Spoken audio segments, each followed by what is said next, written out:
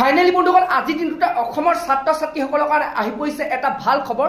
তো বন্ধুসকল বৰ্তমান যোনটো নেকি চৰকাৰ ফালৰ পৰা ভাল খবৰ আহি পৰিছে, তো অসমৰ যিসকল ছাত্ৰ ছাত্ৰী আছে তো সেইসকল লোকক 600 টকাকৈ দিয়া হ'ব। তো বন্ধু কোনসকল ছাত্ৰ ছাত্ৰীয়ে এই টকাটো লাভ কৰিব, কোনসকলে পাব, কোনসকলে নাপাব, তো তাৰ ওপৰত যোনটো নেকি মুখ্যমন্ত্ৰী ডাঙৰীয়াই ঘোষণা কৰিছে, তো সেই ভিডিঅ' ক্লিপটো আপোনালোকক মই এই ভিডিঅ'তে দেখুৱাম। তো আপোনালোকে সেইটো কাৰণে ভিডিঅ'টো একেবাৰে স্কিপ নকৰাকৈ আপোনালোকে চাই থাকিব। আৰু লগতে যদি আপোনালোকে মোৰ চেনেলটো নতুনকৈ ভিজিট কৰিছে, চেনেলটো লাইক এটা কৰি দিব, পাৰিলে ছাবস্ক্ৰাইবটো কৰিব, লগতে আপোনালোকে বেল আইকনটো অন কৰি ৰাখিব। তো যেতিয়া এনে ধৰণৰ ইনফৰমেশ্যন আহি থাকে, তো প্ৰথমেই আপোনালোকে সেই ভিডিঅ'টো আপোনালোকৰ মোবাইলত চাব পাৰিব।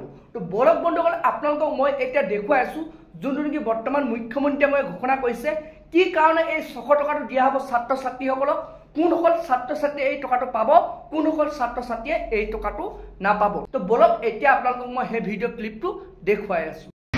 এইবাৰ যিসকল ল'ৰা ছোৱালীয়ে মেট্ৰিক পৰীক্ষা দিব তেওঁলোকৰ ফৰ্ম ফিল আপ অক্টোবৰ মাহৰ 10 তাৰিখে সামৰণি পৰিব।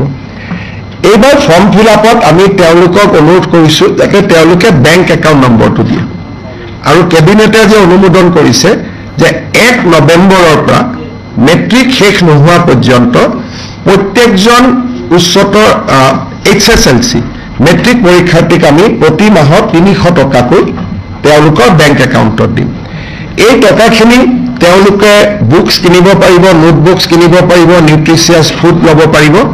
অৰ্থাৎ 5 লাখ ষ্টুডেণ্টে মাহত 300 টকাকৈ অলমষ্ট, আমি মেট্ৰিক কোন মাহত হয় নাজানো, যদি এপ্ৰিলত হয় 6 মাহৰ কাৰণে পাব, যদি ফেব্ৰুৱাৰীত হয় 4 মাহৰ কাৰণে হ'ব, যদি মাৰ্চত হয় 5 মাহৰ কাৰণে পাব।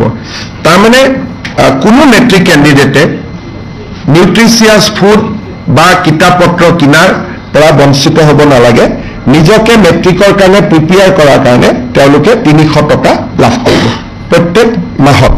আৰু এই আঁচনিটো 1 নৱেম্বৰৰ পৰা কাৰ্যকৰী হ'ব।